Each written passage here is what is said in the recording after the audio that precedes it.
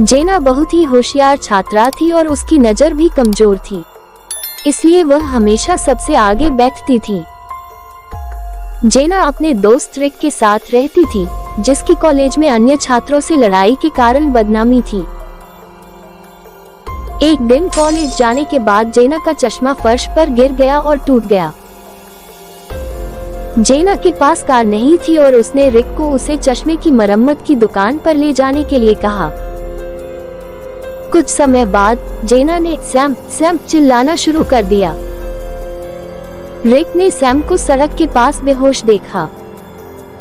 दोनों कार से नीचे उतरे और सैम के पास चले गए। सैम मर चुका था। उन्होंने डिटेक्टिव मेहुल को अपराध स्थल पर बुलाया। मेहुल अपराध स्थल पर पहुंचे और 4 संदिग्धों की पहचान की। अपराध स्थल के पास 2 और संदिग्ध थे। रिक बोला, जब मैंने सैम को देखा तो मैं अपनी कार चला रहा था। सैम और मैं दुश्मन थे, लेकिन मैंने उसे नहीं मारा। जेना बोली, मैंने देखा कि सैम फर्श पर लेटा हुआ है और मैंने रिक को कार को रोकने के लिए कहा। रियाना बोली, हम स्कूल के दोस्त थे और एक दूसरे को डेट करते थे, लेकिन अब हम एक साथ नहीं हैं। मैंने उसे नहीं मारा।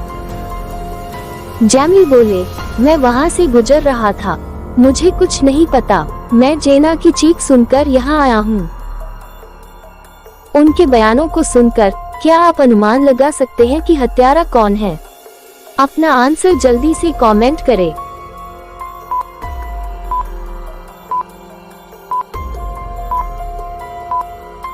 अगर जेना का चश्मा टूटा हुआ था तो सैम के शव को दूर से कैसे पहचाना जा सकता था?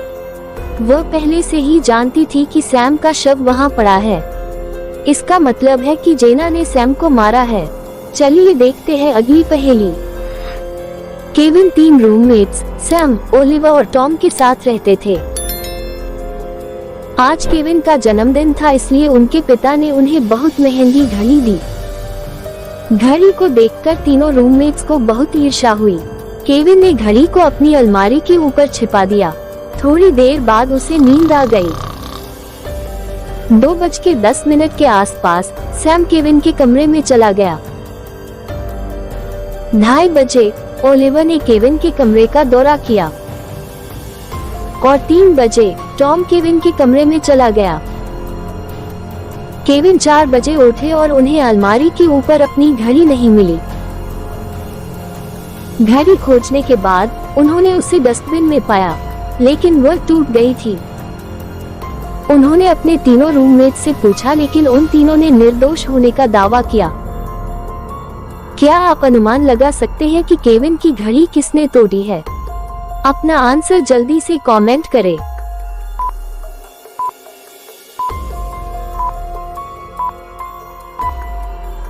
ओलिवर 2:30 बजे केविन के कमरे में चला गया और घड़ी 2:35 पर टूट गई। इसका मतलब है कि ओलिवर ने घड़ी तोड़ी है। चलिए देखते हैं अगली पहेली। मेहुल एक अपराधी का पीछा कर रहा था। बहुत बारिश हो रही थी। अचानक मेहुल की दृष्टि से अपराधी गायब हो गया। मेहुल इधर उधर देखने लगा, तभी उसे एक घर नजर आया। मेहुल ने जाकर घर की घंटी बजाई। आदमी बोला, आपको इस समय क्या चाहिए? मेहुल ने कहा, मैं एक अपराधी की तलाश में हूँ। क्या कोई यहाँ आया था? आदमी बोला, नहीं, मैं अकेला रहता हूँ और मैंने कल से अपना घर नहीं छोड़ा है। मेहुल ने कहा, क्या मुझे एक गिलास पानी मिल सकता है? आदमी बोला, जरूर, अंदर आओ। मेहुल कमरे को देखता है और उसे कुछ सुराग मिलते हैं, जिससे साबित होता है कि वह आदमी झूठ बोल रहा था। क्या आप अनुमान लगा सकते हैं कि कितने सुराग हैं? अपना आंसर जल्दी से कमेंट करें।